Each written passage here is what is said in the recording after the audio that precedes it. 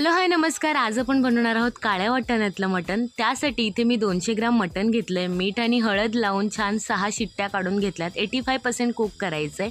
त्यानंतर इथे मी कांदा भाजून घेतला होता आणि थोडेसे ड्राय स्पाइसेस सुद्धा भाजून घेतले होते। सुकं खोबरं आणि लसूण भाजून याला छान पिसून घेतलंय आपल्याला विदाऊट पाणी। त्यानंतर कढाईमध्ये तेल, ड्राय स्पाइसेस, लसूण, कांदा आणि बटाटा घालून थोडंसं फ्राय करून घ्यायचं आहे। मग शिजलेलं मटण घालायचं आहे, आवश्यकतेनुसार पाणी घालायचं आहे आणि मग भाजलेल्या कांद्याची पेस्ट आणि सुकं खोबरं जे आपण भाजलं होतं ते लाल तिखट आणि हळद घालून छान आपल्याला मिक्स करून एक छान उकळ काढून घ्यायची आहे। मस्त झणझणीत काळ्या वाटाण्यातल्या मटणाचा रस्सा तयार होतो। मी इथे ज्वारीची भाकरी केली होती, तुम्ही नक्की ट्राय करून पहा। खूप छान झालं होतं आणि खूप पटपट होतं, जास्त वेळ नाही लागत याला।